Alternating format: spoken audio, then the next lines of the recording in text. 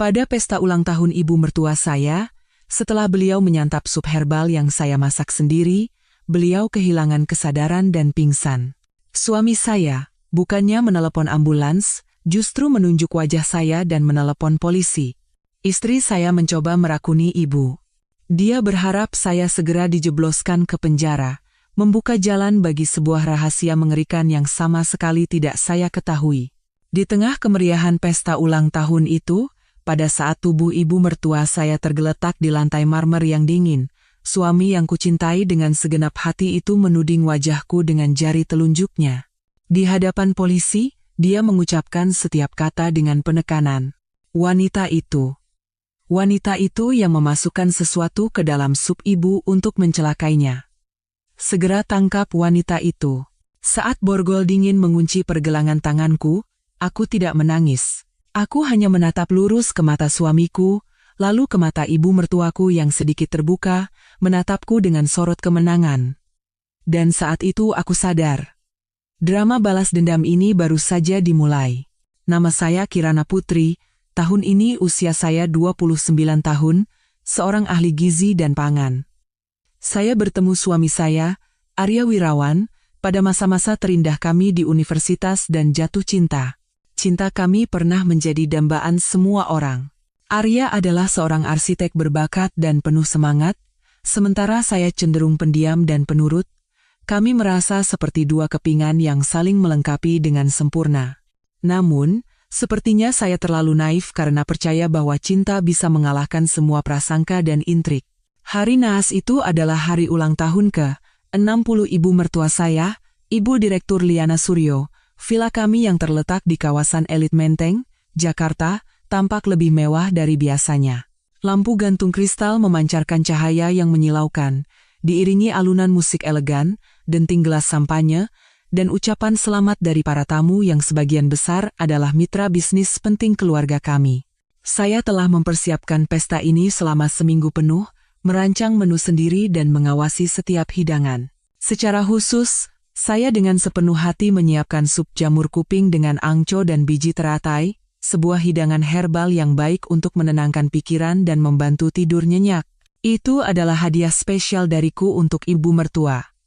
Saya memilih sendiri angco dan biji teratai kualitas terbaik, lalu merebusnya dengan sabar selama berjam-jam. Saya percaya hadiah tulus ini akan membuat ibu mertua saya senang. Pesta berjalan sangat lancar, sampai pada saat saya menyajikan sup dalam mangkuk keramik yang indah dan menyerahkannya dengan kedua tangan kepada ibu mertua. Ibu, semoga panjang umur dan sehat selalu. Ini sup yang saya masak sendiri. Baik untuk tidur nyenyak dan kesehatan ibu. Ibu Liana melirik mangkuk sup itu, lalu tersenyum penuh teka-teki sambil mengangkat sendoknya. Para tamu lain mulai mencicipi hidangan penutup. Semua tampak normal sampai ibu mertua saya menghabiskan setengah dari supnya. Tiba-tiba, beliau terbatuk-batuk hebat. Wajahnya seketika pucat pasi sambil memegangi lehernya. Kemudian, beliau ambruk di samping kue ulang tahun 3 tingkat yang bahkan belum sempat dipotong. Pesta seketika menjadi kacau balau. Musik berhenti. Adik iparku, Bella Wirawan, yang berpakaian glamor, menjadi yang pertama berteriak. Jeritan tajamnya penuh dengan kebencian dan tuduhan. "Kakak, apa yang kakak berikan pada ibu?" Arya pun berlari ke sisi ibunya. Wajahnya yang tampan kini pucat tanpa warna. Dia mengguncang tubuh ibunya dan berteriak putus asa, "Ibu, ibu kenapa?" Lalu, dia berbalik ke arahku. Matanya tidak lagi dipenuhi kekhawatiran, melainkan amarah yang membara seolah melihat musuh bebuyutan. "Apa yang kamu lakukan pada ibu?" "Bukan aku. Aku tidak melakukan apa-apa. Aku hanya memasak sup herbal biasa." Aku tergagap karena takut dan merasa difitnah, tetapi tidak ada yang mempercayaiku. Para tamu di sekitar mulai berbisik-bisik, tatapan curiga mereka tertuju padaku. "Sup biasa bisa membuat ibu jadi seperti ini?" bentak Arya. Dalam keheningan yang mencekam itu, terdengar suara tamparan yang nyaring. Plak. Di hadapan semua orang, dia menampar pipiku dengan keras. Aku jatuh tersungkur ke lantai, telingaku berdengung. Dari samping, aku bisa mendengar Bella meraung. "Mas, cepat panggil ambulans." Panggil polisi juga. Wanita itu mencoba meracuni ibu. Dia harus dipenjara. Dan suamiku, tanpa ragu sedikit pun, mengeluarkan ponselnya. Dia tidak menelepon 119 untuk ambulans, melainkan 110. Dia menatapku istrinya yang terbaring di lantai dengan pipi yang terasa terbakar dengan tatapan setajam peluru, lalu berbicara dengan jelas ke telepon. Halo, kepolisian? Saya ingin melapor. Istri saya baru saja sengaja mencederai ibu saya. Alamatnya di. Semua jalan keluar seolah tertutup. Tetapi mereka tidak tahu. Saat Ibu Liana pingsan, sekilas aku melihatnya membuka matanya sedikit dan menatapku. Tatapan itu penuh kemenangan dan siasat. Aku tahu, sandiwara ini tidak sesederhana kelihatannya. Hidupku hancur hanya karena satu pesta ulang tahun. Aku dijebak oleh suamiku sendiri dengan tuduhan mencoba meracuni ibu mertua dan digiring pergi di hadapan tatapan puas seluruh keluarganya. Di tengah keterkejutan puluhan tamu, pintu mobil polisi dibanting hingga tertutup, mengurungku dalam ruang sempit dan pengap berbau besi dingin. Pikiranku sama sekali tidak kacau. Justru, anehnya aku sangat tenang. 4 tahun kehidupan pernikahan, hari-hari penuh kesabaran yang kupikir telah membuatku kebal, kini terlintas jelas di benakku seperti film gerak lambat, dan aku sadar, sup herbal hari ini bukanlah permulaan, melainkan tetesan terakhir yang membuat gelas kesabaranku meluap. Aku dan Arya Wirawan adalah pasangan kekasih selama 4 tahun di universitas. Dia di jurusan arsitektur, aku di gizi pangan. Dia adalah pria berbakat dan bersemangat yang selalu menjadi pusat perhatian dengan tugas-tugas desain kreatifnya. Sebaliknya, aku adalah gadis pendiam yang hanya tenggelam dalam buku-buku biokimia dan rumus gizi yang tebal. Kami seperti dua kutub magnet yang berbeda, saling tarik-menarik dengan kuat. Dia bilang dia mencintai kelembutan, kecerdasan, dan ketenanganku. Katanya, berada di sisiku membuatnya merasa damai di tengah kerasnya kehidupan. Cinta kami pernah seindah sebuah lagu. Aku percaya, selama ada cinta, kami bisa mengatasi rintangan apapun. Tapi aku lupa bahwa pernikahan bukan hanya masalah 2 orang. Pada hari aku datang untuk bertemu keluarganya sebelum menikah, aku langsung merasakan suasana yang tidak ramah. Villa mewah 3 lantai di Menteng itu memang megah, tetapi terasa dingin dan kaku. Ibu mertuaku, Ibu Direktur Liana Suryo, dari luar tampak elegan dan berkelas, tetapi tatapan matanya sangat tajam. Dia menilaiku seorang ahli gizi yang baru lulus dari keluarga pegawai negeri biasa seperti sedang menaksir harga sebuah barang. Dia tidak banyak bicara, hanya mengajukan beberapa pertanyaan formal, tetapi aku bisa merasakan penghinaan yang tersembunyi di setiap katanya. Adik iparku, Bella Wirawan, yang saat itu masih SMA, juga menatapku dengan tidak ramah. Tatapan seorang putri kecil sombong yang waspada terhadap orang asing yang masuk ke wilayahnya. Meskipun mendapat penolakan diam-diam dari mereka, pernikahan kami tetap berjalan berkat tekad kuat Arya. Dia menggenggam tanganku dan berkata, selama Kirana ada di sisiku, aku akan menjadi perisai terkuatmu. Aku bertekad untuk memenangkan hati keluarga mertuaku dengan ketulusan dan pengabdian, untuk membuktikan bahwa putra mereka tidak salah pilih.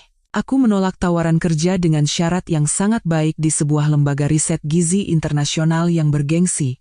Itu karena Arya berkata dia tidak ingin istrinya bekerja keras. Kamu cukup di rumah, merawat keluarga, dan menjadi istri serta menantu yang baik. Urusan di luar biar aku yang tangani. Aku menuruti perkataannya.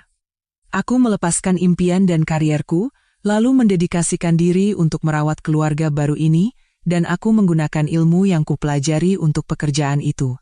Aku menganggap diriku bukan sekadar ibu rumah tangga, melainkan ahli gizi keluarga. Aku merancang menu makanan ilmiah untuk seluruh keluarga, menyeimbangkan nutrisi, agar semua orang tetap sehat. Almarhum ayah mertuaku dulu menderita asam urat, aku meneliti dan membuatkan makanan rendah purin serta menyeduh teh herbal untuk meredakan nyerinya. Arya sering minum-minum karena banyak jamuan bisnis. Aku selalu menyiapkan jus seledri dan sup articok untuk detoksifikasi. Bella sedang dalam masa pubertas dan banyak jerawat. Aku membuatkan masker alami yang membuat kulitnya membaik secara signifikan. Terutama untuk Ibu Liana, yang menderita insomnia kronis dan hipertensi, aku menghabiskan banyak waktu meneliti cara paling aman. Aku menanam lavender dan krisan di balkon agar bisa menyeduh teh herbal segar setiap malam. Aku belajar teknik pijat dan akupresur agar beliau bisa rileks sebelum tidur. Setiap hari aku mencatat angka tekanan darahnya dengan teliti dan memastikan beliau minum obat tepat waktu. Semua ini kulakukan dengan rasa hormat dan ketulusan sebagai seorang menantu. Namun, apa balasan atas pengabdianku? Sikap acuh tak acuh dan penghinaan. Ibu Liana tidak pernah sekalipun mengakui apa yang kulakukan. Dia masih menyebut jurusanku sebagai ilmu masak-masak tidak berguna. Jika tekanan darahnya stabil, dia bilang itu karena rutin minum obat impor. Jika tidurnya nyenyak, dia bilang itu karena bisnis perusahaan sedang lancar sehingga tidak banyak pikiran. Semua usahaku tidak ada artinya di matanya. Begitu pula Bella. Meskipun menggunakan masker buatanku, di depan ibunya dia akan mencibir. Halah, ramuan daun-daunan begini mana ada efeknya? Paling juga kulitku membaik sendiri karena sudah lewat masanya. Aku mendengar dan tahu segalanya, tetapi aku diam dan menahannya. Aku menghibur diri dengan berpikir bahwa mereka hanya butuh lebih banyak waktu untuk menerimaku. Aku tidak pernah kehilangan harapan bahwa suatu hari mereka akan melihat ketulusanku. Namun, kesabaranku justru membuat mereka semakin menjadi-jadi, dan tragedi yang sebenarnya dimulai ketika tekanan untuk memiliki anak semakin kuat. Setelah 4 tahun menikah, perutku masih rata. Ibu mertuaku tidak lagi menjaga citranya. Dari sindiran, ia beralih ke tuduhan terang-terangan. Dia menyebutku perempuan mandul. Dia bilang keluarga ini sial karena mendapatkan menantu sepertiku. Di pertemuan sosialita, dia akan mengeluh bahwa putranya yang hebat dan tampan mendapatkan istri yang tidak bisa memberinya keturunan. Rasa malu itu harus kutanggung sendirian. Suamiku, Arya, pada awalnya menghibur dan menyemangatiku.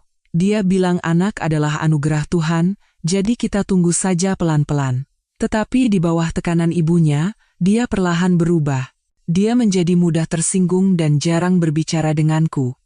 Dia mulai pulang larut malam, dan tubuhnya selalu berbau alkohol. Dia tidak lagi menggenggam tanganku atau memelukku dengan hangat saat tidur. Aku tahu, cinta kami perlahan-lahan mati. Kami pergi ke rumah sakit. Dokter mengatakan kami berdua sehat, hanya saja tingkat stres psikologis saya terlalu tinggi sehingga memengaruhi hormon. Dokter menyarankan kami berlibur atau bersantai untuk menenangkan pikiran. Tetapi ketika aku menyampaikan ini kepada ibu mertuaku, dia murka. Liburan apa? Buang-buang uang saja. Kalau mandul ya mandul, pergi kemanapun tidak akan ada bedanya. Ibu mertuaku memulai proyek mendapatkan anak versinya sendiri. Setiap kali mendengar ada tabib hebat atau ramuan mujarab di suatu tempat, dia akan langsung pergi. Aku mencoba menjelaskan bahwa kita perlu diagnosis akurat dari dokter, tetapi dia membentakku. Kamu tahu apa? Kamu cuma tahu teori masak-masakmu itu. Atau jangan-jangan kamu sengaja tidak mau minum ramuan ini karena tidak mau punya anak untuk keluarga ini? Dan puncak dari kesabaranku adalah sup herbal hari ini. Aku pikir itu adalah bentuk perhatian kecilku yang bisa meredakan amarah ibu mertua. Tapi aku tidak pernah bermimpi bahwa itu akan menjadi alat yang sempurna, jebakan yang sempurna untuk mengirimku ke penjara. Sekarang, duduk di ruang pengap mobil polisi, melihat lampu jalan yang berlalu di luar jendela, aku tidak lagi merasa takut. 4 tahun kesabaran, 4 tahun penindasan, sudah cukup. Mereka sendiri yang telah mendorongku ke tepi jurang. Dan orang yang sabar, ketika didorong ke tepi jurang, tidak akan lagi menjadi sabar. Dalam permainan ini, aku tidak akan menjadi korban. Aku akan menjadi pemainnya, dan aku akan menjadi orang yang menang. Mobil polisi akhirnya berhenti di depan sebuah gedung kelabu dengan papan nama kantor polisi. Pertemuan pertamaku dengan hukum, sebagai tersangka kasus besar, akan segera dimulai. 2 orang polisi muda berwajah tegas membawaku masuk. Udara di sini terasa pengap dan tegang, sangat berbeda dengan keanggunan di vilaku. Bau arsip tua, jamur yang lembab, dan ketakutan tak kasat mata seolah menyelimuti segalanya. Mereka membawaku ke sebuah ruangan kecil. Hanya ada satu meja besi, beberapa kursi plastik, dan lampu neon putih yang dingin. Aku diminta duduk di hadapan seorang penyelidik yang lebih tua, yang sepertinya adalah penanggung jawab. Wajahnya keras, dipenuhi guratan waktu dan pengalaman. Matanya yang tajam menatapku lekat-lekat, seolah ingin menembus isi hatiku. "Siapa nama Anda?" tanyanya dengan suara tanpa emosi. Dengan tenang, aku menyebutkan identitasku. Kirana Putri, 29 tahun, ahli gizi dan pangan. Aku berusaha menegakkan punggung dan menatap lurus ke matanya, agar suaraku tidak bergetar. Aku tahu, dalam situasi seperti ini, menunjukkan rasa takut atau bingung bisa disalahartikan sebagai pengakuan bersalah. "Anda tahu kenapa Anda ada di sini?" lanjut Inspektur Budi Santoso. "Saya tidak tahu, Pak Inspektur," jawabku dengan suara jelas. "Saya hanya tahu keluarga mertua saya melapor bahwa saya mencoba meracuni ibu mertua saya dengan sup di pesta ulang tahunnya." "Melapor?" Dia mengangkat alis. "Apakah itu laporan atau fakta? Itu yang akan kami selidiki. Sekarang, ceritakan semua yang terjadi di pesta malam ini dengan jujur." Aku menarik napas dalam-dalam dan mulai menceritakan semuanya secara rinci dan logis. Tentang kondisi kesehatan ibu mertuaku, tentang prosesku menyiapkan sup herbal sebagai hadiah ulang tahun, tentang bagaimana aku memilih bahan, berkonsultasi dengan ahli, dan memasaknya sendiri. Aku mencoba menjelaskan semuanya secara objektif dan logis, sesuai dengan cara berpikir seorang ilmuwan. Aku tidak menambahkan detail tentang konflik keluarga atau mengeluh dengan penuh kebencian. Aku tahu ini bukan waktunya untuk emosi, melainkan logika. Inspektur Budi mendengarkan dengan sangat saksama, terus mencatat sesuatu di buku catatannya. Terkadang dia memotong ucapanku untuk menanyakan beberapa detail, seolah mencari celah dalam kesaksianku. "Anda bilang Anda ahli gizi. Berarti Anda tahu persis tentang kandungan sup itu, bukan? Apakah Anda yakin tidak ada bahan yang berlawanan dengan obat yang dikonsumsi ibu mertua Anda?" Aku menjawab dengan percaya diri. "Ya, Pak Inspektur. Saya sudah menelitinya dengan sangat hati-hati. Semua bahan dalam sup itu adalah herbal ringan yang berfungsi menenangkan pikiran dan melancarkan peredaran darah. Saya juga tahu persis jenis obat hipertensi yang beliau konsumsi, jadi saya pastikan tidak ada interaksi obat yang berbahaya. Secara nutrisi, tidak mungkin sup itu menyebabkan reaksi keracunan akut seperti yang terjadi, kecuali jika seseorang dengan sengaja menambahkan zat lain." Mendengar jawabanku, Inspektur Budi tampak sedikit terkejut dengan kepercayaan diri dan pengetahuanku. Dia terdiam sejenak, lalu berkata, "Baik, keterangan Anda kami terima. Tetapi kesimpulan akhir harus menunggu hasil uji sampel makanan dan laporan kondisi korban dari pihak rumah sakit." Setelah berkata begitu, dia memberi isyarat kepada polisi muda untuk membawaku ke ruangan lain untuk menunggu. Selama aku diperiksa di sini, sandiwara keluarga mertuaku terus berlanjut dengan sempurna. Arya dan Bella juga datang ke kantor polisi sebagai saksi, dan tentu saja, semua kesaksian mereka memberatkanku. Aku duduk di ruang tunggu, dan dari celah pintu yang sedikit terbuka, aku bisa samar-samar mendengar suara suamiku. Dia meratap dengan sedih, melukiskan gambaran seorang ibu yang malang dan menantu yang jahat dan kejam. "Pak Inspektur, saya benar-benar tidak menyangka istri saya akan melakukan hal ini," suara Arya bergetar secara dramatis. "Ibu saya memang terkadang keras, tetapi beliau selalu sangat menyayangi menantunya. Mungkin istri saya stres karena masalah anak, jadi dia merasa ibu menindasnya dan menyimpan dendam. Saya terlalu mempercayainya. Saya tidak tahu dia bisa sekejam ini." Dia bahkan menambahkan kebohongan bahwa belakangan ini aku menunjukkan perilaku aneh, seperti diam-diam mencari informasi tentang tanaman herbal beracun di internet, atau berbisik-bisik di telepon dengan seseorang. Semua itu adalah fitnah, tetapi melalui akting emosionalnya, itu terdengar sangat meyakinkan. Bella lebih parah lagi. Sambil terisak-isak, dia berkata bahwa dia melihat sendiri tindak tandukku yang mencurigakan di dapur. Waktu itu saya turun ke dapur mau minum, saya lihat Kak Kirana diam-diam memasukkan sesuatu dari kantong kecil tanpa merek ke dalam sup. Waktu saya tanya apa itu, Kakak kaget sekali, lalu membentak saya untuk tidak ikut campur dan mengusir saya ke kamar. Saya terlalu takut untuk bilang ke siapa-siapa. Saya tidak menyangka kakak akan melakukan hal sekejam ini pada ibu. Sandiwara kakak beradik itu benar-benar sempurna, tanpa celah. Mereka mengubahku dari seorang istri dan kakak ipar menjadi iblis berdarah dingin di keluarga mereka sendiri. Mendengar kesaksian itu, meskipun sudah mempersiapkan diri, hatiku tetap terasa perih. Bukan karena tuduhannya, tetapi karena kekejaman dan kebohongan dari pria yang pernah kucintai dengan segenap hati. 4 tahun pernikahan, begitu banyak kenangan dan kasih sayang, semuanya dia injak-injak hanya untuk melindungi konspirasi keluarganya dan menyeretku ke pengadilan. Setelah mendengar kesaksian mereka, Inspektur Budi kembali ke ruanganku. Kali ini, tatapannya berbeda, bukan lagi penyelidikan, melainkan kecurigaan dan ketegasan. Kirana Putri, keterangan Anda dan para saksi sangat bertentangan. Suami dan adik ipar Anda sama-sama mengklaim Anda menunjukkan perilaku aneh. Bagaimana Anda menjelaskan ini? Aku menatap lurus matanya dan menjawab dengan tenang. Pak Inspektur, itu semua kesaksian palsu. Tidak ada lagi yang perlu saya jelaskan. Kebenaran hanya ada satu, dan saya percaya sains serta hasil laboratorium akan membuktikan saya tidak bersalah. Sikapku yang anehnya sangat tenang, membuat Inspektur Budi tampak sedikit bingung. Interogasi berlanjut hingga larut malam. Mereka mengulangi pertanyaan yang sama, menggali detail-detail terkecil. Tetapi aku tetap konsisten, tenang, dan jelas dalam menyatakan ketidakbersalahanku. Aku tahu ini adalah perang psikologis. Siapa yang kehilangan ketenangan lebih dulu, dialah yang kalah. Kemudian, Inspektur Budi kembali dengan sikap yang lebih keras. Dia menatapku dengan tatapan penuh tekanan.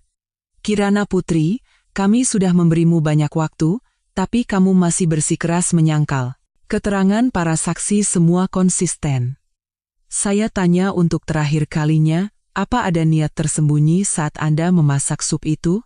Aku tahu ini adalah tekanan psikologis terakhir mereka. Aku menarik napas dalam-dalam. Pak Inspektur, seperti yang sudah saya katakan, saya sama sekali tidak bersalah, dan saya punya bukti untuk membuktikannya. Mendengar kata bukti, Inspektur Budi terdiam sejenak. Suamiku dan Bella, yang dipanggil masuk untuk konfrontasi, juga sedikit berubah raut mukanya saat mendengar ucapanku, tetapi mereka cepat kembali tenang, mungkin mengira aku hanya meracau dalam keputusasaan. Bukti? Bukti apa yang Anda punya? Tanya Inspektur Budi dengan suara penuh keraguan. Perlahan, aku memasukkan tangan ke dalam tasku dan mengeluarkan ponsel. Arya dan Bella mulai menunjukkan kegelisahan melihat tindakanku. Pak Inspektur, pertama, tolong lihat ini. Aku membuka ponselku dan masuk ke galeri video. Untuk menghindari kesalahpahaman, dan karena ibu mertua saya tidak mempercayai pengetahuan saya dengan hati-hati merekam seluruh proses konsultasi saya mengenai sup ini dengan ahli pengobatan herbal ternama, Dr. Hartono. Aku menekan tombol putar. Sebuah video berdurasi hampir 10 menit muncul. Suara dan gambarnya sangat jelas. Dalam video itu, Dr. Hartono menjelaskan secara rinci manfaat setiap bahan, memberitahukan dosis yang aman untuk penderita hipertensi, dan menegaskan bahwa ramuan ini benar-benar aman. Setelah video selesai, ruangan menjadi sunyi. Inspektur Budi menatapku dengan tatapan yang sama sekali berbeda. Wajah Arya dan Bella pucat seperti kertas. Ini membuktikan apa? Arya berusaha menyelamatkan situasi. Bisa saja kau menggunakan video ini sebagai tameng, lalu diam-diam menambahkan hal lain. Aku tersenyum dingin. Jangan terburu-buru menyimpulkan. Saya tahu keluarga saya penuh curiga, jadi saya mempersiapkannya dengan lebih cermat. Aku beralih ke file lain di ponselku. Ini adalah hasil analisis kandungan nutrisi dan farmakologis dari sampel sup yang dilakukan oleh lembaga pengujian eksternal yang terakreditasi. Saya mengirim sampel untuk diuji segera setelah sup matang, sebelum pesta dimulai. Seperti yang Anda lihat, hasilnya menyatakan bahwa kandungannya benar-benar alami dan tidak mengandung racun atau bahan kimia aneh apapun. Kali ini, bukan hanya Arya dan Bella, bahkan Inspektur Budi pun terperangah. Dia tidak menyangka aku akan secermat dan seteliti ini. Tepat pada saat itu, pintu ruangan terbuka dengan kasar, dan seorang polisi muda masuk tergesa-gesa sambil membawa setumpuk dokumen. Lapor, Pak Inspektur. Hasil uji sampel sup dan laporan kondisi pasien dari rumah sakit sudah datang. Semua mata tertuju padanya. Inilah kepingan terakhir, bukti ilmiah yang tak terbantahkan. Inspektur Budi mengambil laporan itu, membacanya sekilas, lalu menatapku, kemudian beralih ke kakak beradik Wirawan. Hasil uji laboratorium, katanya dengan suara jelas, menyatakan bahwa tidak ditemukan jenis racun apapun dalam sampel sup, dan kandungannya cocok 100% dengan data yang diserahkan oleh Kirana Putri. Tidak mungkin, teriak Bella. Ibu jelas-jelas keracunan. Diam, bentak Inspektur Budi, lalu melanjutkan membaca. Namun, analisis kuantitatif menunjukkan bahwa kandungan biji teratai dalam mangkuk sup tersebut melebihi dosis yang dianjurkan sebanyak 3 kali lipat. Kandungan yang sangat tinggi ini, dengan mempertimbangkan kondisi kesehatan dan obat hipertensi yang dikonsumsi korban, menyebabkan reaksi syok menyerupai anafilaksis, yang cocok persis dengan gejala yang dicatat oleh rumah sakit. Laporan rumah sakit menyatakan bahwa setelah penanganan darurat yang cepat, kondisi Ibu Liana Suryo saat ini sudah melewati masa kritis, semuanya menjadi jelas. Aku tidak bersalah. Tidak ada kasus peracunan. Yang ada hanyalah syok akibat overdosis. Tetapi, sebuah pertanyaan besar muncul. Aku telah menunjukkan bukti konsultasi dan dosis standar. Jadi, siapa? Siapa yang diam-diam menambahkan lebih banyak biji teratai ke dalam sup hingga kandungannya menjadi 3 kali lipat? Tatapan Inspektur Budi kini bersinar tajam, menatap lekat pada Arya dan Bella Wirawan. Arya Wirawan, Bella Wirawan, ada yang bisa Anda jelaskan mengenai hal ini? Keduanya berdiri seperti disambar petir, tergagap dan tidak bisa menjawab dengan benar. Saya tidak tahu, saya tidak melakukan apa-apa. Wajah mereka dipenuhi ketakutan. Jebakan yang mereka gali untukku kini menjerat mereka sendiri. Aku berdiri diam, menyaksikan sandiwara kikuk mereka. Serangan balik pertamaku berhasil dengan gemilang. Aku telah membuktikan diriku tidak bersalah. Tapi aku tahu, ini baru permulaan.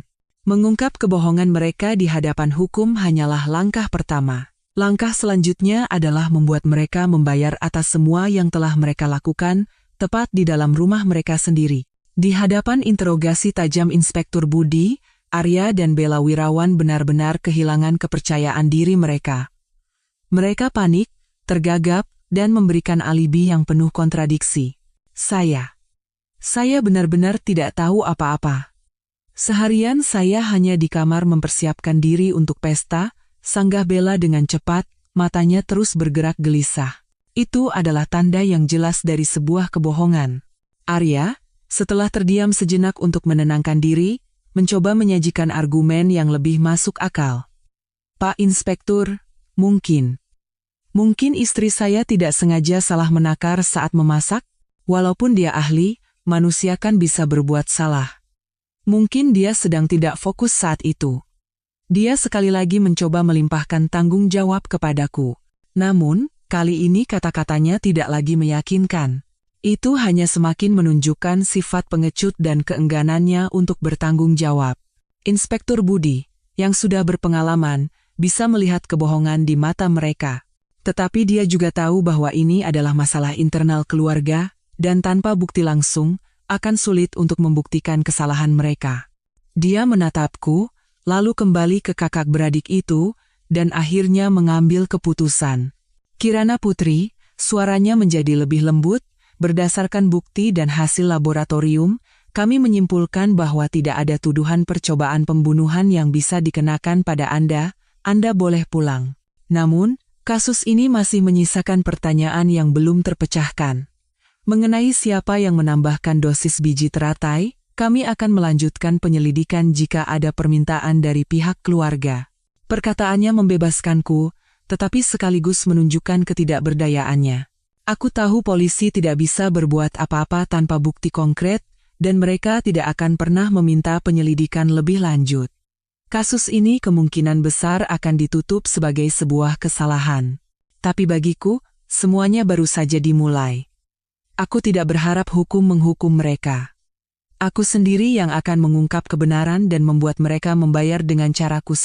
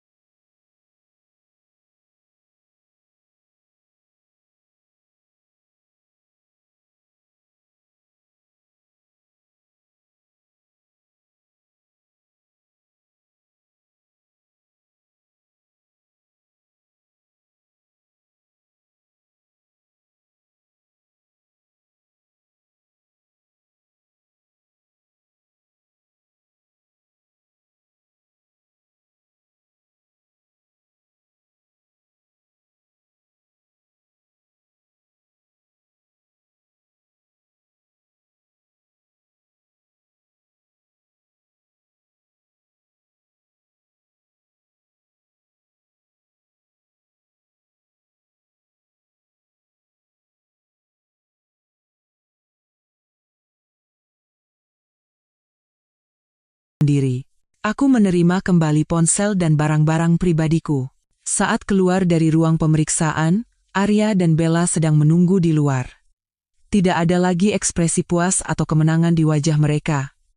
Yang ada hanyalah kecanggungan dan sedikit ketakutan. Kirana, maafkan aku, Arya mendekat dan mencoba meraih tanganku. Tadi aku terlalu panik dan gegabah. Jangan marah, ya? Aku menepis tangannya dengan dingin. Jangan sentuh aku, kataku dengan suara sedingin es, ini belum berakhir.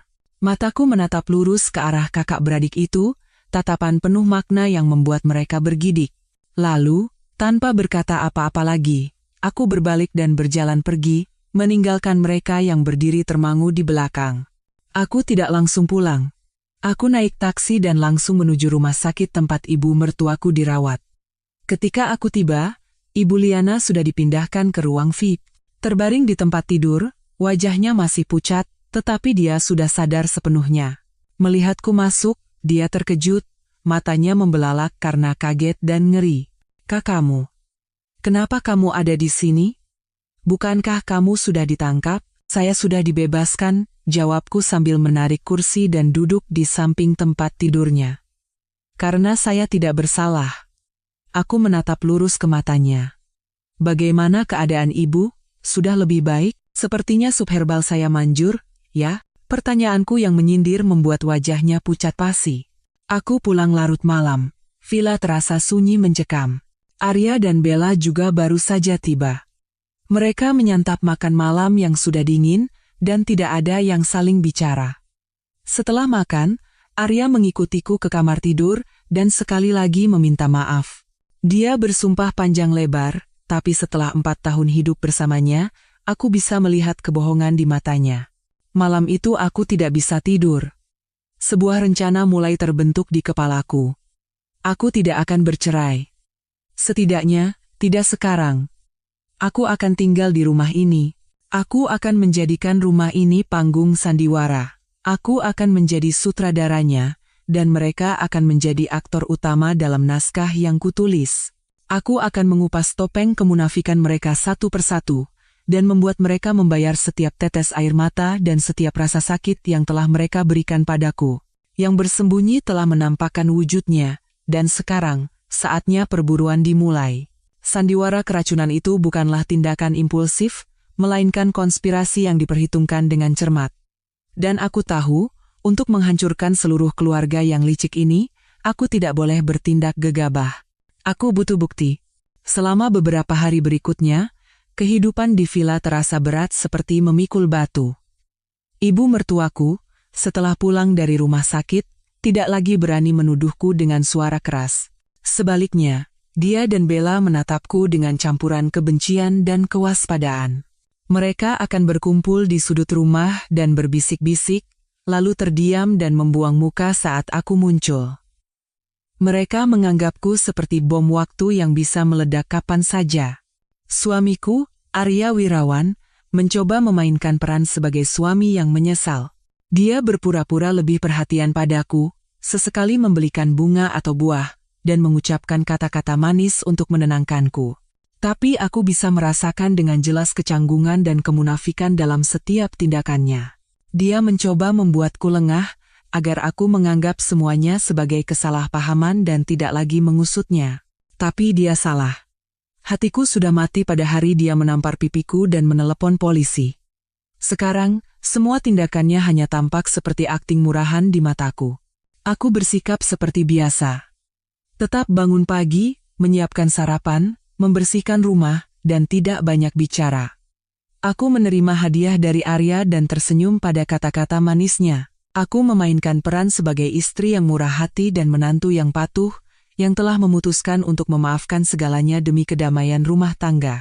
Kepatuhanku yang tidak biasa ini perlahan-lahan melunturkan kewaspadaan mereka. Ibu Liana, dengan sifat arogannya, percaya bahwa dia telah sepenuhnya menaklukkanku. Dia mulai menikmati pelayananku, menyuruhku melakukan ini itu, dan sering membanggakan kepada para tetangga bagaimana dia berhasil menjinakkan menantunya yang keras kepala. Bella juga tidak lagi waspada padaku. Dia kembali memperlakukanku seperti pembantu di rumah, dengan sikapnya yang kurang ajar. Arya mungkin yang paling merasa puas. Melihatku tidak lagi mengungkit masalah yang lalu dan justru merawat ibunya dengan sangat baik, dia bisa bernapas lega. Dia pikir badai telah berlalu, dan sekarang dia bisa melanjutkan perselingkuhannya tanpa khawatir ketahuan.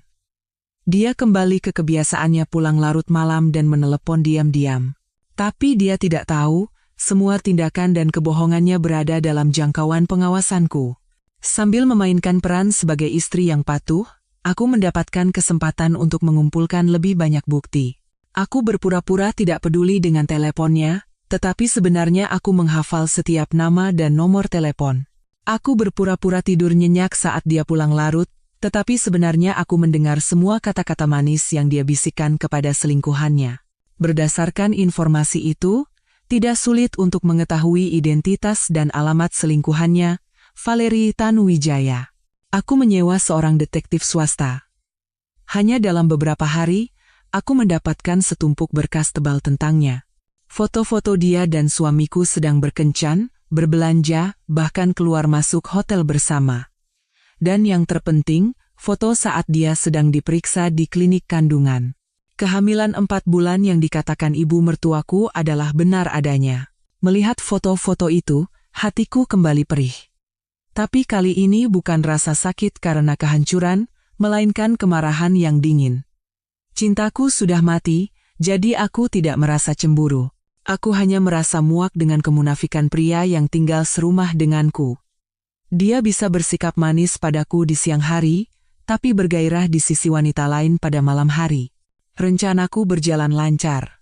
Aku sudah memegang 2 senjata terkuat, video yang mengungkap konspirasi ibu dan adik iparku, serta berkas bukti perselingkuhan suamiku yang menghasilkan anak, tapi aku belum bertindak, aku merasa itu belum cukup.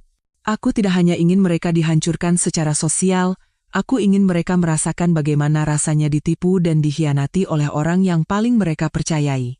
Aku ingin menghancurkan bukan hanya kebahagiaan palsu mereka, tetapi juga harapan terbesar mereka, sang cucu penerus. Sebuah rencana baru yang lebih berani dan berbahaya mulai mekar di benakku. Aku harus memasang kamera tersembunyi. Ini bukan tugas yang mudah, butuh kehati-hatian dan ketelitian. Aku tidak bisa memanggil teknisi ke rumah atau membeli kamera biasa yang mudah ditemukan. Aku harus memanfaatkan pengetahuan dan jaringanku. Aku menghubungi teman kuliahku, Rian Saputra, yang sekarang bekerja sebagai insinyur di sebuah perusahaan peralatan keamanan canggih. Aku berbohong dengan mengatakan bahwa aku membutuhkan peralatan perekam miniatur untuk sebuah proyek penelitian tentang kebiasaan hidup lansia sebagai bahan konsultasi kesehatan. Temanku tidak curiga sedikitpun dan dengan antusias memberiku saran tentang kamera mata-mata terbaru. Itu adalah kamera-kamera super kecil yang disamarkan dengan sempurna dalam bentuk benda-benda biasa seperti jam meja, pengisi daya ponsel, modem Wi-Fi, bahkan gantungan baju. Kualitas rekamannya sangat jernih dan bisa terhubung langsung ke ponselku melalui jaringan nirkabel, memungkinkan aku memantau segalanya dari jarak jauh. Setelah mendapatkan peralatannya, langkah selanjutnya adalah pemasangan. Aku menunggu kesempatan yang sempurna, dan kesempatan itu datang pada suatu akhir pekan. Ibu mertua dan adik iparku punya kebiasaan pergi ke pengajian setiap minggu pagi, dan Arya punya janji main golf penting dengan mitranya. Begitu semua orang meninggalkan rumah, aku langsung beraksi. Jantungku berdebar kencang, campuran ketegangan dan ketakutan menyelimutiku. Waktuku hanya sekitar 3 jam, aku harus bergerak cepat dan tepat. Lokasi pertama dan terpenting adalah ruang keluarga. Ini adalah ruang bersama, tempat sebagian besar percakapan dan sandiwara mereka berlangsung. Aku mengganti jam meja tua di atas rak TV dengan jam baru yang sudah tertanam kamera. Sudut kamera itu mencakup seluruh area sofa dan meja teh. Selanjutnya, aku mencolokkan pengisi daya ponsel yang dibuat khusus ke stop kontak di sudut ruangan yang menghadap ke meja makan. Lokasi penting kedua adalah dapur. Ini adalah lokasi TKP, dan aku yakin ini akan menjadi tempat mereka mendiskusikan rencana jahat berikutnya. Memasang kamera di sini lebih sulit karena tidak banyak benda untuk kamuflase. Setelah berpikir sejenak, aku memutuskan untuk menempelkan kamera super kecil seukuran kepala peniti di bagian bawah lemari gantung dapur, di atas area memasak. Tersembunyi dengan sangat cerdik, tidak akan bisa ditemukan kecuali jika seseorang berbaring di lantai untuk mencarinya. Terakhir, aku memasang kamera kamuflase berbentuk gantungan baju di ruang kerja Arya. Aku punya firasat bahwa suamiku mungkin bukan sekadar kaki tangan yang lemah, bahwa dia mungkin menyembunyikan rahasia yang lebih besar. Kamera ini akan membantuku menemukan jawabannya. Setelah selesai memasang, aku dengan cermat memeriksa koneksi ke ponselku, gambar dan suara dari semua kamera terkirim dengan jelas. Aku membersihkan semua jejak, membuang kemasannya, lalu kembali ke kamar untuk melanjutkan akting sebagai istri yang sedang sakit perut. Ketika mereka pulang, tidak ada yang curiga sedikitpun. Kehidupan berjalan seperti biasa, tetapi sekarang semuanya berbeda. Aku bukan lagi penonton pasif di rumahku sendiri. Aku adalah sutradara, pengamat diam yang memegang semua rahasia dan kebohongan mereka di tanganku. Aku menunggu dengan sabar.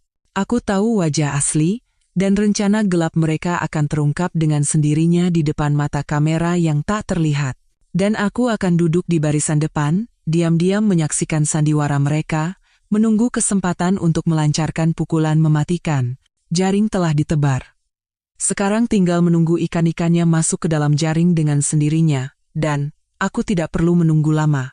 Hanya beberapa hari kemudian, sebuah percakapan yang berisi kebenaran mengerikan terekam. Percakapan itu tidak hanya mengungkap konspirasi untuk mencelakaiku, tetapi juga sebuah rahasia yang mengejutkan, sebuah pengkhianatan kejam yang tidak pernah kubayangkan. Sikap diam dan patuhku setelah insiden di kantor polisi benar-benar melunturkan kewaspadaan Ibu Liana dan putrinya. Mereka percaya aku telah sepenuhnya takluk, terlalu cinta dan takut pada Arya sehingga tidak akan berani berbuat apa-apa. Jadi, mereka tidak lagi waspada atau sungkan, dan menunjukkan sifat asli mereka, dan justru sikap ceroboh itulah yang akan membuat mereka membayar mahal. Insiden itu terjadi pada suatu malam, sekitar 3 hari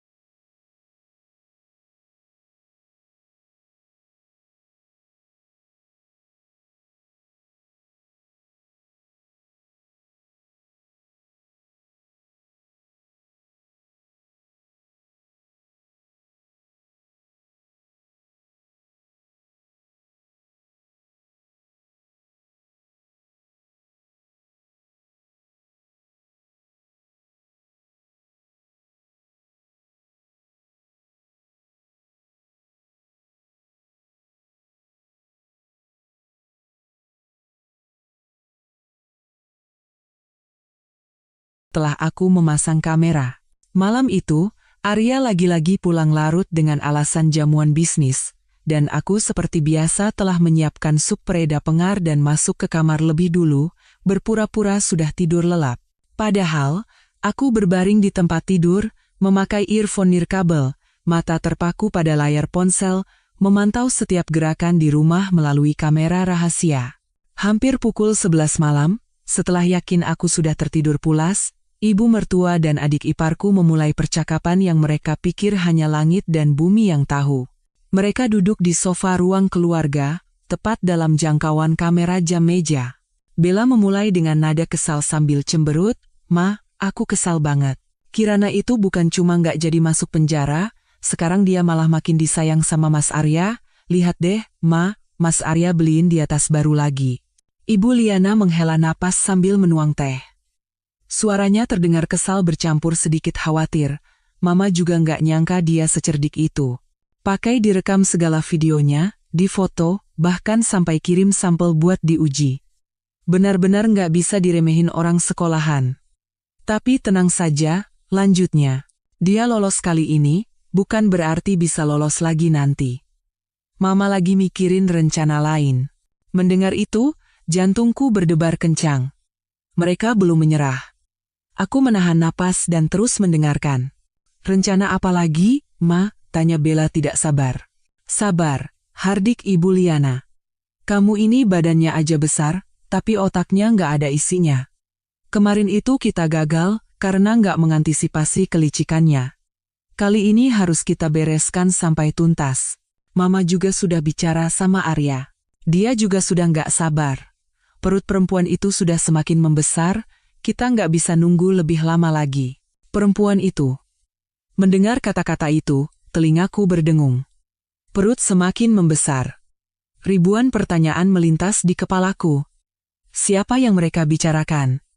Apa yang terjadi di belakangku? Aku berusaha fokus pada layar. Ibu Liana menyesap tehnya, lalu merendahkan suaranya dan berbisik, tetapi mikrofon super sensitif kamera menangkapnya dengan jelas. "Valeri Tanuwijaya, putri dari Pak Tanuwijaya, mitra bisnis Arya. Dia juga sudah nggak sabar. Mereka sudah hampir setahun berhubungan. Dan yang terpenting, dia sedang mengandung anak laki-laki, penerus keluarga kita." Rasanya seperti petir menyambar kepalaku.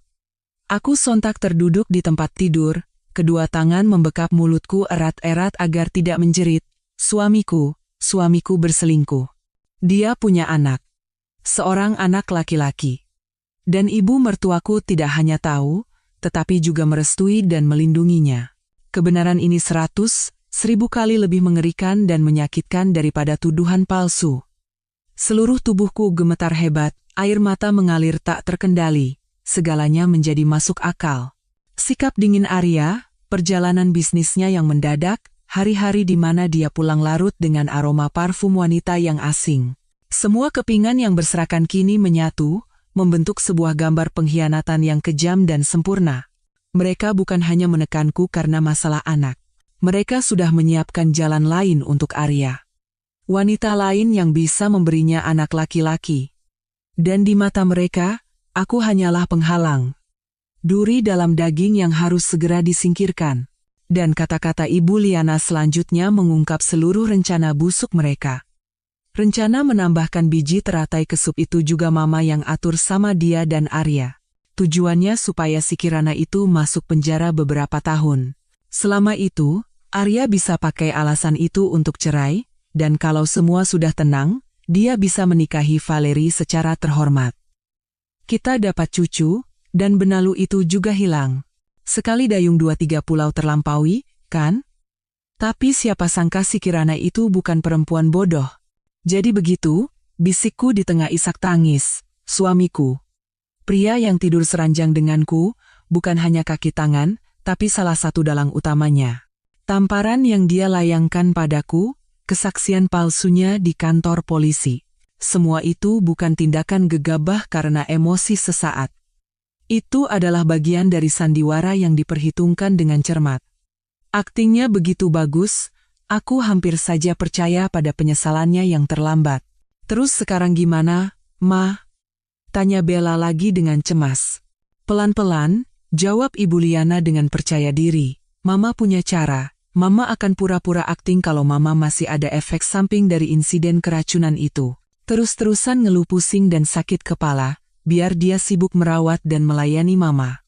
Arya juga akan kerja sama, bersikap dingin dan muak sama dia.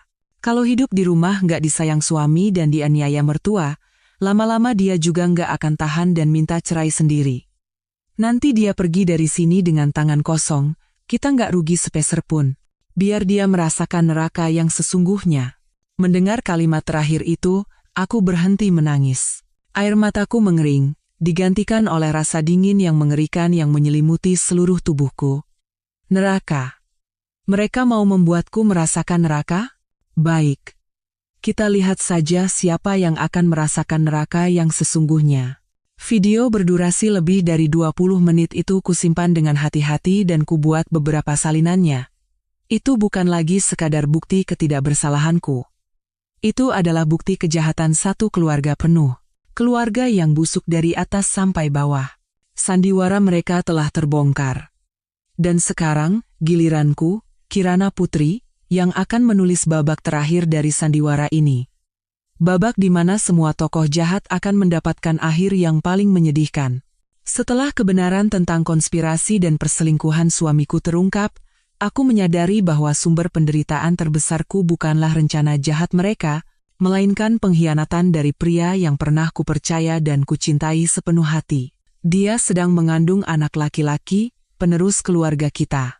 Kalimat Ibu Liana itu terus berputar di kepalaku seperti kaset rusak, setiap kali mengiris hatiku lebih dalam. Aku duduk tak bergerak di tempat tidur. Layar ponselku masih menyala, tetapi mataku tidak melihat apa-apa. Hanya kegelapan pekat, seperti masa depanku yang kelam. Suamiku, Arya Wirawan, pria yang menemaniku selama 4 tahun masa kuliah yang indah, pria yang berjanji akan melindungiku seumur hidup, ternyata adalah pembohong dan pengkhianat yang kejam. Aku gemetar tak terkendali. Perasaan yang kurasakan saat ini bukanlah amarah, melainkan sakit yang luar biasa dan kehancuran total. Aku bisa menahan perlakuan kejam ibu mertuaku dan cemoohan adik iparku. Aku pikir aku bisa mengatasi kesulitan apapun selama Arya mencintaiku dan berada di pihakku. Dialah satu-satunya alasanku untuk bertahan dan bersabar selama 4 tahun terakhir. Tapi sekarang, tali penyelamat terakhirku pun telah putus. Dia bukan hanya lemah dan ikut serta, dia adalah salah satu dalang utama, sutradara utama dari tragedi hidupku. Aku teringat semuanya. Malam-malam ketika dia pulang larut dengan alasan jamuan bisnis, dengan aroma parfum wanita yang dia sebut sebagai parfum rekan kerjanya. Caranya menelepon diam-diam di kamar mandi, pesan-pesan yang dihapus dengan tergesa-gesa. Dan sikapnya yang dingin dan acuh di tempat tidur, yang dengan naifnya kuanggap sebagai stres karena pekerjaan. Aku terlalu bodoh. Aku hidup dalam sebuah sandiwara kebohongan yang rumit tanpa menyadarinya. Aku hanyalah seorang istri di atas kertas, hati dan tubuhnya sudah lama menjadi milik wanita lain. Rasa sakit karena dikhianati jauh lebih mengerikan daripada rasa sakit karena difitnah. Saat difitnah, aku bisa melawannya dengan logika dan mendapatkan kembali keadilan. Tapi sekarang, setelah dikhianati, hatiku mati. Semua kepercayaan, harapan, dan cinta yang kubangun hancur berkeping-keping dalam semalam. Aku tidak menangis meraung-raung. Hanya air mata sunyi yang mengalir tanpa henti di pipiku. Aku menangisi kenaifanku, 4 tahun masa mudaku yang sia-sia, dan cinta pertamaku yang murni yang telah dinodai oleh kebohongan dan intrik. Aku tidak tahu sudah berapa lama aku duduk seperti itu. Baru ketika aku mendengar suara mobil Arya di luar, aku tersadar. Aku segera menghapus air mataku, mematikan ponsel, dan berbaring, berpura-pura tidur nyenyak. Aku tidak boleh menunjukkan kelemahanku padanya saat ini, aku harus tenang, aku harus berpikir. Pintu kamar terbuka pelan, dan Arya masuk dengan hati-hati agar tidak membangunkanku. Dia berganti pakaian dan berbaring diam di sampingku. Seperti biasa, dia mengulurkan tangannya untuk memelukku, tetapi begitu tangannya menyentuh tubuhku, aku merinding karena jijik. Aku menahan rasa mual dan berusaha menjaga napasku tetap teratur. Berbaring di samping pria ini pria yang baru saja bersama wanita lain, pria yang merencanakan kehancuranku bersama keluarganya membuat udara terasa berat dan menyesakkan. Malam itu aku tidak tidur sama sekali. Untuk pertama kalinya, aku mengamati pria yang berbaring di sampingku dengan saksama. Wajah yang sama, sosok yang sama, tetapi mengapa terasa begitu asing? Cintaku telah mati. Sekarang, yang kulihat dalam dirinya hanyalah musuh yang telah merenggut segalanya dariku. Dan aku sadar. Aku tidak boleh hancur. Bukan lagi demi cinta, tapi demi diriku sendiri. Demi harga diri seorang wanita yang telah diinjak-injak. Aku harus bangkit. Rencana balas dendam Ibu Liana dan putrinya terus berjalan. Tapi sekarang, di mataku, itu semua hanyalah sebuah komedi yang menggelikan. Mereka mau membuatku merasakan neraka? Baik. Tapi neraka itu tidak akan mereka ciptakan. Neraka itu akan kubangun dengan tanganku sendiri. Aku tidak hanya akan mengungkap konspirasi mereka, aku juga akan merobek topeng munafik suami yang tidak setia ini. Aku akan membuatnya membayar harga atas pengkhianatannya. Aku akan membuat cucu penerus yang begitu mereka dambakan menjadi aib terbesar bagi keluarga mereka. Dendam di dalam diriku kini memiliki tujuan baru yang lebih jelas dan lebih kejam. Orang yang akan menutup tirai sandiwara ini pastilah aku, dan akhir ceritanya tidak akan pernah menjadi akhir yang bahagia bagi mereka. Malam itu, setelah semua air mata terkuras habis, aku bukan lagi Kirana yang naif dan penurut. Aku telah terlahir kembali menjadi orang lain, seseorang yang penuh perhitungan dan siap melakukan apa saja untuk mendapatkan kembali keadilan bagi diriku sendiri. Keesokan paginya, begitu fajar menyingsing, aku keluar dari kamar tidur dengan tekad yang bulat. Aku tidak akan bercerai, setidaknya tidak sekarang. Aku juga tidak akan langsung membongkar semua bukti. Itu terlalu mudah bagi mereka. Aku tidak akan membiarkan mereka keluar dari pernikahan ini begitu saja. Aku ingin mereka tetap di rumah ini, berhadapan denganku setiap hari, dan merasakan sendiri neraka yang telah mereka siapkan untukku. Aku akan menggunakan siasat mereka untuk melawan mereka, memainkan sandiwara yang lebih sempurna dari sandiwara mereka. Rencana serangan balikku dimulai dengan akting penyesalan yang sangat meyakinkan. Saat sarapan pagi itu, aku berinisiatif mengambilkan lauk untuk ibu mertuaku. Wajahku dipenuhi rasa bersalah. Ibu, suaraku bergetar. Beberapa hari ini Kirana banyak berpikir tentang kejadian di kantor polisi. Kirana sadar Kirana salah. Meskipun bukan niat Kirana, tapi memasak sup untuk ibu tanpa izin adalah tindakan yang tidak pantas sebagai menantu. Maafkan Kirana, Bu. Maafkan tindakan Kirana yang tidak bijaksana. Keluarga mertuaku tercengang melihat perubahanku yang tiba-tiba. Ibu Liana dan Bella saling pandang dengan tatapan curiga. Arya tampak lega. Mungkin dia pikir aku akhirnya takut dan menyerah. Ibu Liana berdeham, masih mempertahankan sikap arogannya. Baguslah kalau kamu sadar kesalahanmu. Yang sudah, ya sudahlah. Kedepannya, lakukan tugasmu sebagai menantu dengan baik. Sejak hari itu, aku memulai peranku sebagai menantu yang luar biasa berbakti. Aku merawat ibu mertuaku dengan lebih telaten dari sebelumnya. Setiap pagi aku bangun lebih awal untuk menyiapkan sarapan bergizi. Siang hari aku memasak makanan kesukaannya, dan malam hari aku memijat kakinya dan menepuk-nepuk punggungnya. Aku membeli banyak buku dan majalah tentang kesehatan lansia dan membacakannya untuknya. Setiap kali dia mengeluh sakit kepala atau lelah yang aku tahu betul adalah akting untuk menyiksaku, aku berpura-pura sangat khawatir. Aku akan bergegas membawakan obat dan balsam, memijatnya selama berjam-jam tanpa mengeluh. Pertobatanku ini perlahan-lahan meruntuhkan kewaspadaan mereka. Ibu Liana, dengan sifat arogannya, percaya bahwa dia telah sepenuhnya menaklukkanku. Dia mulai menikmati pelayananku, menyuruhku melakukan segala macam pekerjaan, dan sering membanggakan kepada teman-temannya bagaimana dia berhasil menjinakkan menantunya. Bella juga tidak lagi waspada. Dia kembali ke sikap lamanya, memperlakukanku seperti pembantu di rumah. Arya mungkin yang paling puas. Melihatku tidak lagi mengungkit masalah lalu, dan justru merawat ibunya dengan baik, dia bisa bernapas lega. Dia pikir badai telah berlalu, dan sekarang dia bisa melanjutkan perselingkuhannya tanpa khawatir. Dia kembali ke kebiasaannya pulang larut dan menelepon diam-diam. Tapi dia tidak tahu, semua tindakan dan kebohongannya berada dalam jangkauan pengawasanku. Lalu, sebuah kesempatan emas muncul. Aku menyewa seorang detektif untuk menggali lebih dalam tentang Valeri Tanuwijaya. Aku tidak hanya ingin bukti perselingkuhan, aku ingin tahu segalanya tentang wanita itu. Aku punya firasat, intuisi seorang wanita, bahwa ada sesuatu yang tidak beres. Dan firasatku benar. Beberapa minggu kemudian, detektif itu memberiku sebuah hadiah yang tak ternilai, sebuah rekaman video rahasia. Laporan detektif menyatakan bahwa Valeri tidak hanya berhubungan dengan suamiku.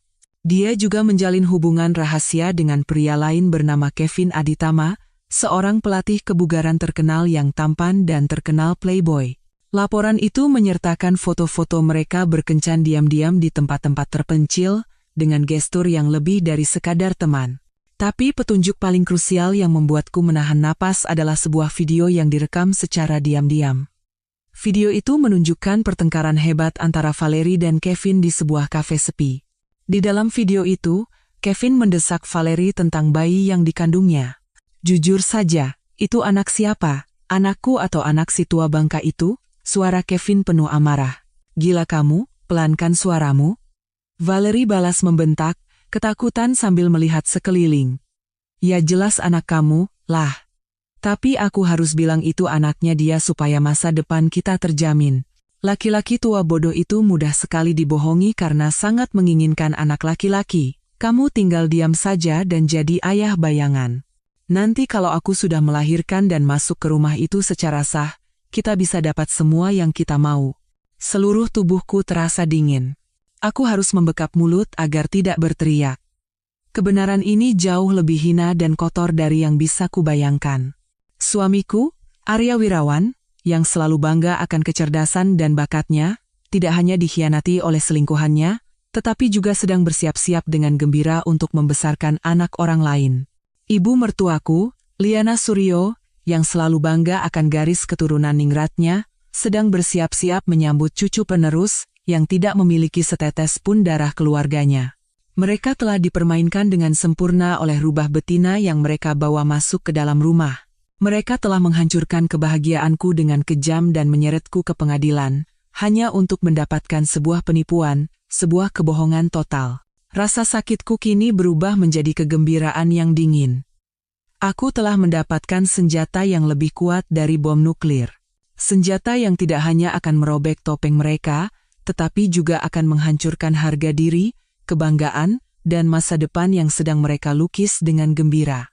Aku pulang ke rumah tanpa emosi.